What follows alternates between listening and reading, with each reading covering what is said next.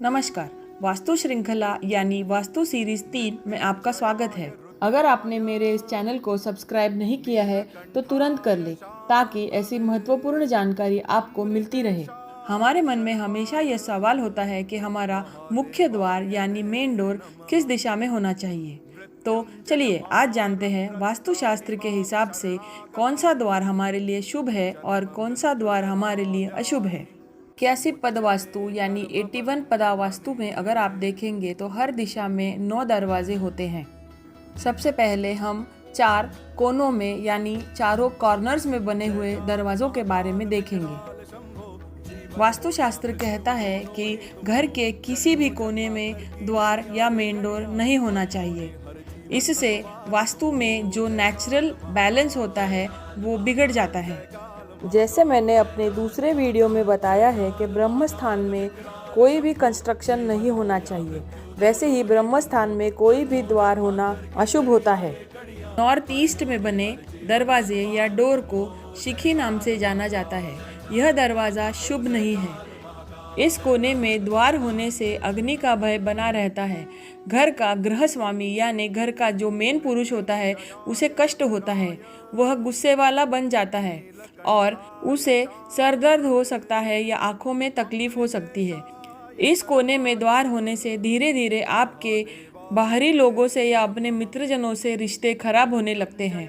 South east या दक्षिण पूर्व यानी आग्नेय कोने में जो द्वार होता है उसे अनिल या वायु नाम से जाना जाता है। वास्तुशास्त्र के नियमों के अनुसार यह द्वार भी शुभ नहीं है। अग्निकोण में द्वार होने से घर में बच्चों की संख्या कम होने लगती है। बच्चे घर में नहीं रहते, मतलब किसी और जगह या परदेश चले जाते हैं। घर में विभाजन या बंटवारा हो जाता है।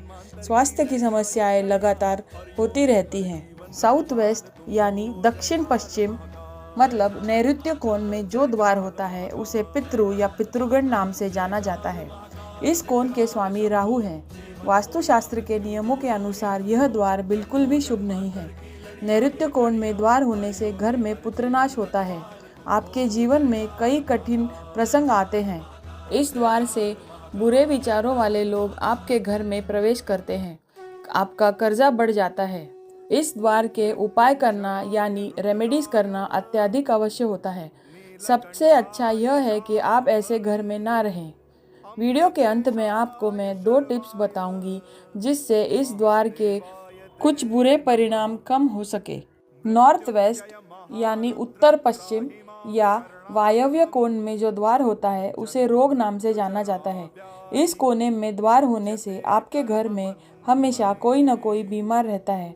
परिवार के किसी व्यक्ति को असाध्य रोग जैसे मधुमेह यानी डायबिटीज़, हृदय संबंधी बीमारियां यानी हार्ट रिलेटेड एलिमेंट्स या डिप्रेशन हो सकता है।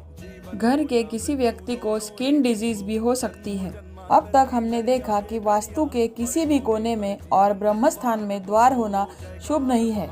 इन 5 द्वारों में से ब्रह्मस्थान और नैऋत्य कोण में जो द्वार होते हैं उन्हें वास्तुशास्त्र में वर्जित माना गया है। 81 पद वास्तु में ईस्ट यानी पूर्व दिशा में पहले द्वार का नाम शिखी है। दूसरा द्वार पर्जन्य होता है। तीसरा द्वार जयंत कहलाता है। चौथा द्वार इंद्र होता है।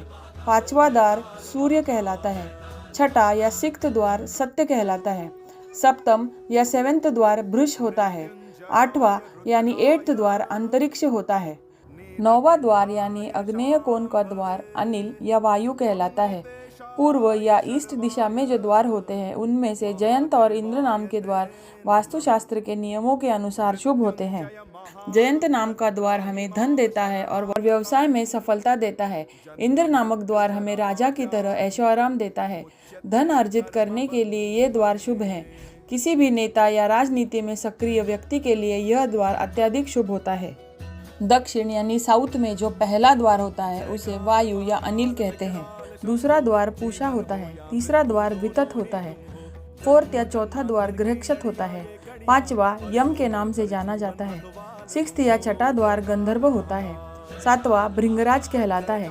8वें द्वार को मृग कहते हैं और 9th या 9वां द्वार जो दक्षिण पश्चिम यानी नैऋत्य कोण में होता है उसे पितृ या पितृगण कहते हैं। वैसे तो दक्षिण में कोई भी द्वार नहीं होना चाहिए क्योंकि वो शुभ नहीं है, लेकिन गृहक्षत नाम का जो द्वार है वह अत्यधिक मात्रा में भोजन और पुत्र देता है। पश्चिम यानी वेस्ट दिशा में जो पहला द्वार होता है उसे पितृ या पितृगण कहते हैं। दूसरा द्वार दैवारिक होता है।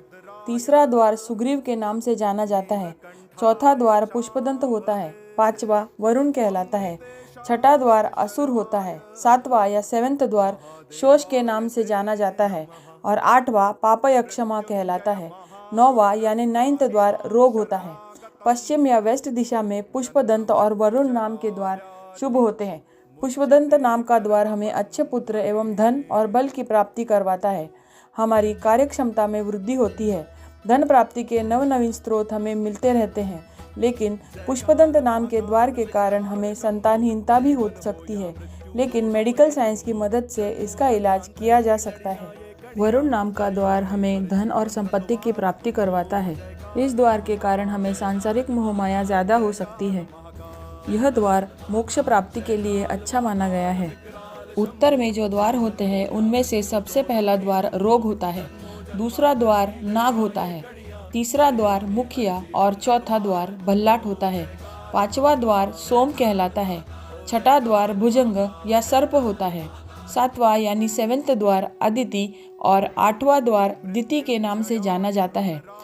उत्तर या नॉर्थ दिशा में मुख्य, भल्लाट और सोम नाम के द्वार अत्यंत शुभ होते हैं।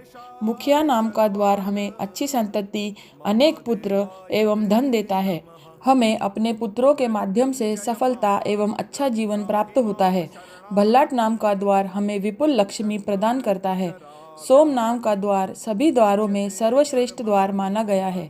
यहाँ कुबेर देवता विराजमान होते हैं। पीढ़ी दर पीढ़ी हमारे धन में वृद्धि होती रहती है।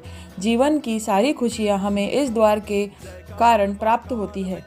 जैसे मैंने कहा था कि आज मैं आपको 2 टिप्स बताऊंगी। तो पहली टिप यह है कि अगर आपका मुख्य द्वार दक्षिण पश्चिम यानी नैऋत्य कोण में है तो आप ऐसे घर में ना रहें।